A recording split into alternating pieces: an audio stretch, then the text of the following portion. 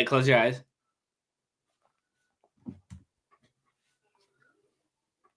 Okay, open your eyes. Oh, let's go. That's awesome. Beanie Boy. Oh, dude. I couldn't decide between that one and this one. You have this exact one. I think I saw Yeah, I you have that wearing it exact one. Oh, I should have worn that. All right, everyone. Welcome to the Blazers Are Cool podcast. Today, we're going to break down our past two games, two massive wins by the Blazers, both in clutch time against the Jazz and the Mavericks, and both were led by assistant coach Nate Bjorkgren. Mm-hmm. So we're going to try and break down what he did as a coach to help us, if he's a coach that's maybe a prospective full-time head coach for us, should he have a stint at the end of the year to get a chance to show himself more, and basically just break down everything we saw from those two games. So first, Brad, before I let you have the floor, let's introduce Nate Bjorkgren for those who don't really know. Yeah. So Nate Bjorkgren, he started as a high school coach. He was an assistant coach with the Suns starting in 2015-17. And then he became an assistant coach with the Raptors from 2018 to 2020.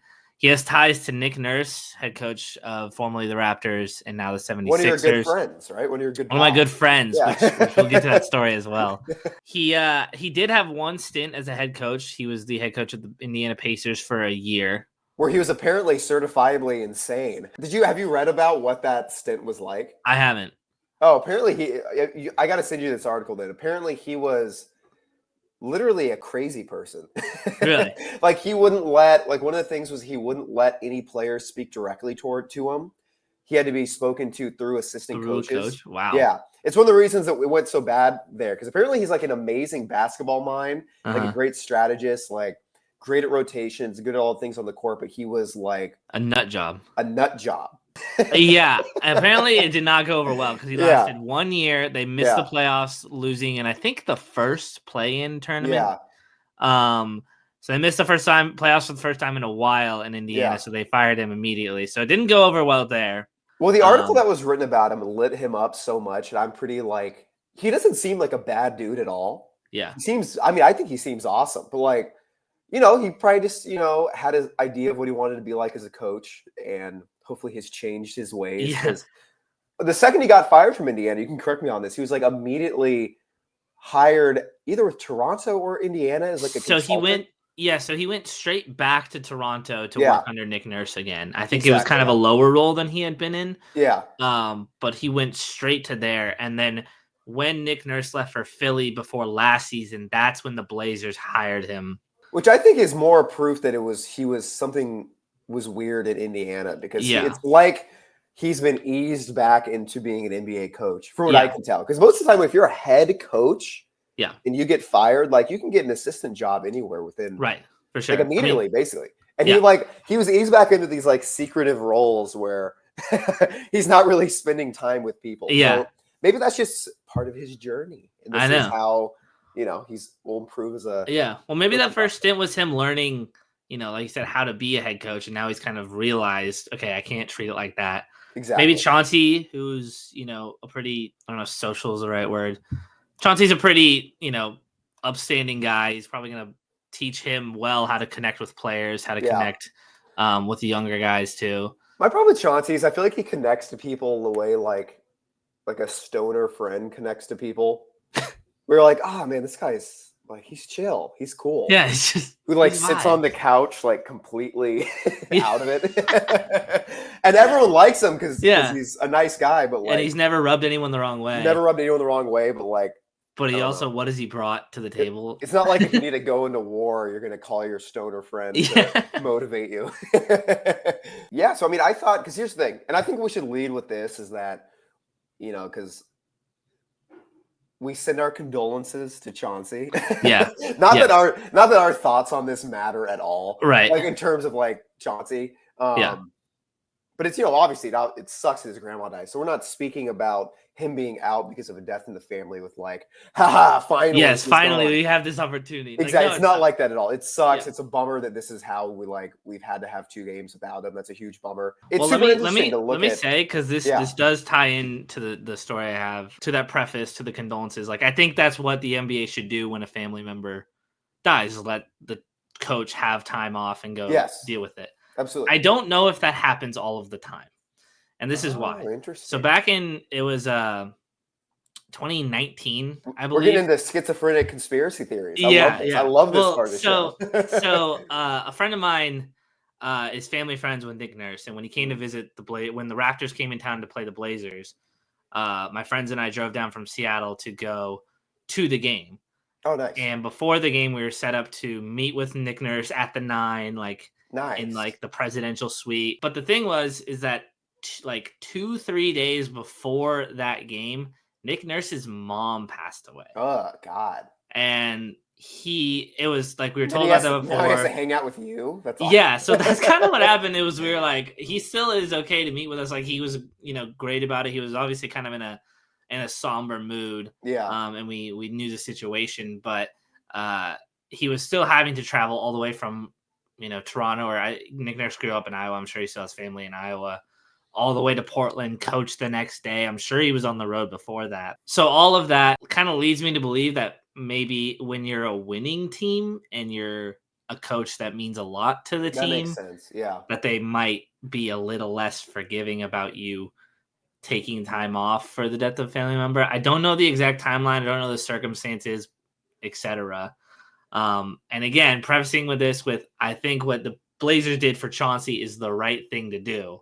So do you think if we were good, Jody would call Chauncey and be like, no, you need to suffer in silence on the sideline? There's a chance. I think there's a more likely chance that if we were better, that Chauncey would have coached these past 2 games. That makes sense, but I do think that would probably be more of a Chauncey decision than aren't there legal obligations that you have to I'm sure. Yeah, I'm sure it's up to Chauncey. But again. So I do love the idea of Jody being like, we're 20-10 right now. Yeah. You're spending time sit your ass on yeah, exactly. Apparently, when we got in the elevator, when Nick Nurse brought us up there, Nate Bjorkgren was in the elevator with us. Oh, nice. And I may have shaken his hand. I don't know. But did you rub his bald head? Yeah, I kissed it. I think that's how bald people like to be greeted. Yeah. They just go like that. Namaste. Yeah, exactly. So yeah, Bjorkgren has learned a lot under Nick Nurse, and he showed a lot of good stuff in those past 2 games. Yeah. Won. No, absolutely. The things that I noticed, because we only got a 2-game taste of what Bjorkgren is like as a coach, but the main things I noticed were the rotations and some slight style of play. And actually, it wasn't really all that slight. The main thing I've wanted from the Blazers this year is 2 things. We've talked about this a lot: is pushing the ball in transition, which we definitely did more of. Our pace was higher. I looked at it last night. Our pace was 100 and it was 105, I think, last game, and it was 101 for the season. So, which is actually noticeably higher. We technically under Bjorkgren had the 4th highest pace in the NBA over the last 2 games. Yeah. And again, all these things that we're talking about, who knows if this is because of Bjorkgren, right? Or if this is just because of, our style of play going to that game. Right. But this is just what we've noticed in 2 games with Bjorkgren as head coach. Right. But the most glaring thing I saw is we played like a true inside out, inside first brand of offense. And I've been saying this all year, how much I wish, because we're not a great 3-point shooting team. And especially with Chauncey's offense, we're not generating very creative looks by playing a perimeter-based offense. But we have Anthony Simons, who's a great finisher, Shaedon, who is shooting 75% at the rim, in the 98th percentile of guards shooting at the rim. Yeah. We have him. We have DA, who has amazing touch and great mid-range shooter as well. We have Jeremy, who's a good finisher. And if we don't want to use Jeremy as a finisher, because he doesn't love to attack the rim, even though he's solid at it. Yeah. We can use him as a guy to stretch the offense if we want those guys to be our main drivers. Play an inside-out game. Try to attack the rim immediately. Be relentless, especially when we have Denny in. It's like we have 3 guys who are elite finishers around the rim, but we don't do much to get them shots at the rim. Right. And it drives me insane because we're actually 14th in the NBA in 3-point attempts for a team that isn't good at shooting threes.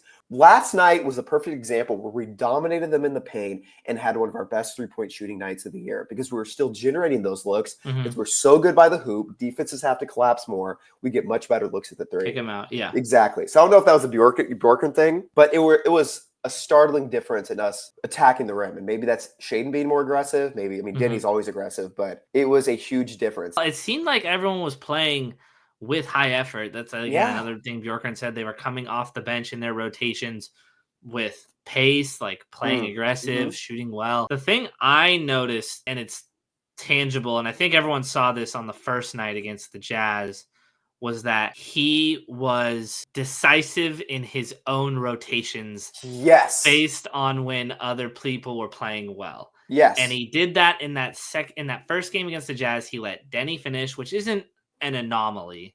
That's happened. Denny has finished under Chauncey a lot of the time, But not and nearly as much as he not should. nearly as much. Yeah. And he sat Jeremy Yeah. in that spot, but it was Denny for one, and he let Scoot finish the game, and he let Scoot shoot that final shot. And in that moment, I was yelling at the TV like, "Pass it, timeout, get it out of his hand." I was like, "This, like, don't do this."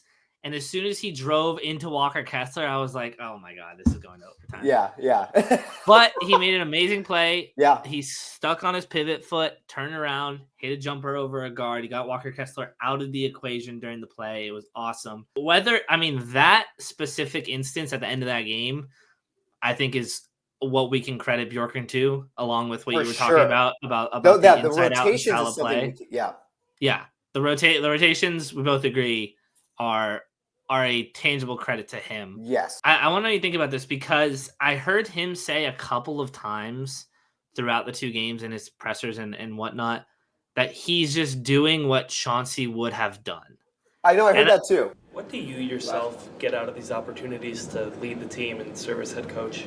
To do what Coach Billups would do. I really enjoy being a part of this team. And they do. It's a hard playing team. That's a lot of fun to coach. And there's going to be highs and lows during the season. We got these two games, and let's keep it going. And I want to know if you believe him. No, not at all. I mean, his rotations were startlingly different. I mean, I was blown away. I was like, screaming. I was like, Jeremy's finishing the game. Or sorry, Denny's finishing the game instead of Jeremy. Like, we bench Jeremy. We bench Ant. We would have never seen that. Both of them benched the entire season. Right. Chauncey has very strict rotations. He annoyingly does not give minutes in game to guys who are playing well. Right. Bjorkgren gave some of the most honest and realistic rotations that kind of remind you, like, wait, we kind of have a talented team if we play the right guys at the right time. We have a deep right team. People. We do. And we've been saying this all year. Is that I think most people disagree with us. I don't think we're that bad. I don't think we're that untalented. I think with the right coach, with the right rotations, who put guys in at the right times, we could be way less miserable than we've been for a lot of this season. It says a lot that that's like a mind-blowing strategy for us.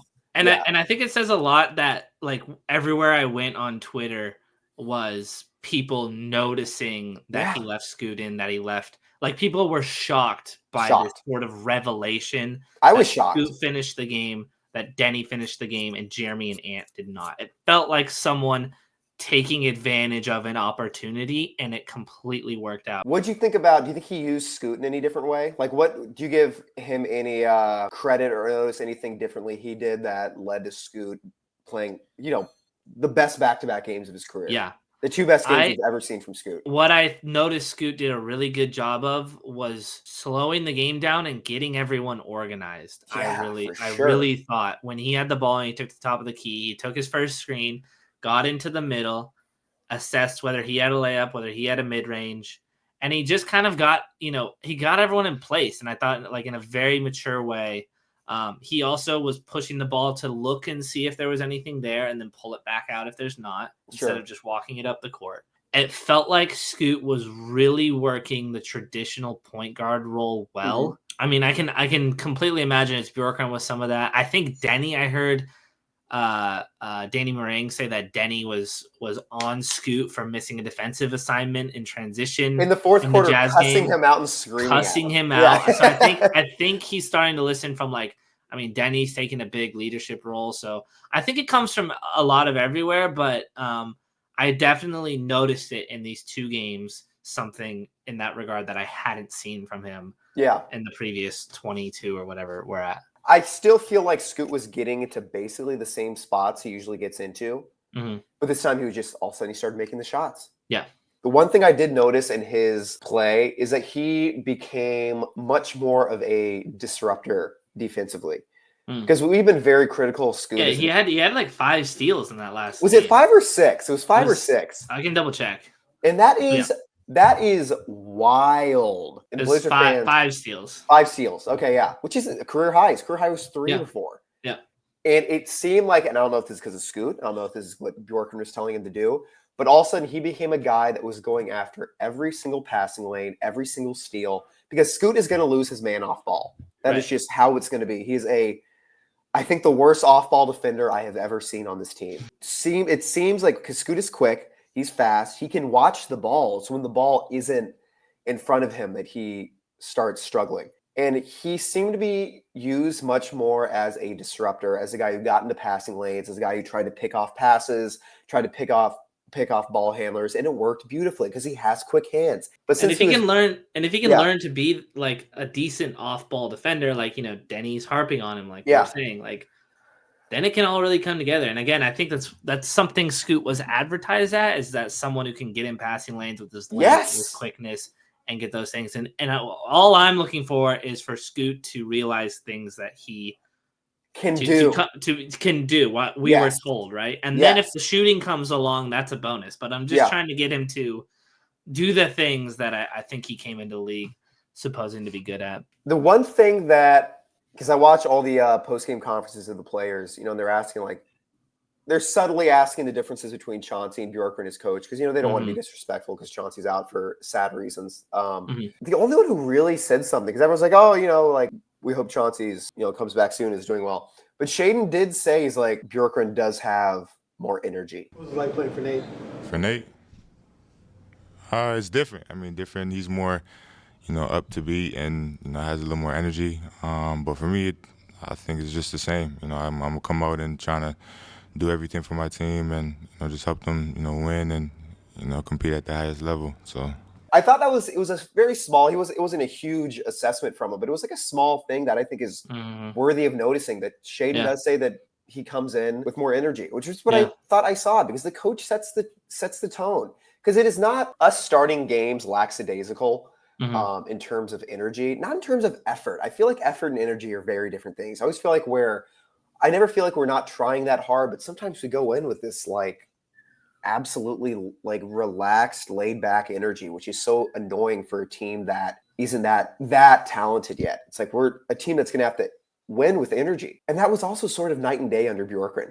And you see that in him on the sideline. He is so energetic and engaged. And when he brings guys in, he's constantly talking. He's constantly drawing up plays. Yeah. And that is a noticeable change of pace. And that's another thing I think could have affected the game a bit, because we started off immediately at like a 10. Because from what I've read about him, he's a guy who is insanely prepared. Yeah. And when you're insanely prepared, especially as a coach, I think that comes with a lot of confidence. It comes with a lot of energy, and that feeds off to the players. It's the same problem I had with Stott, same problem I had with Billups during the Dame years, especially Chauncey when he had Dame, is that we'd start games off so slow. And I think can be very reflective of your coach, of your leader.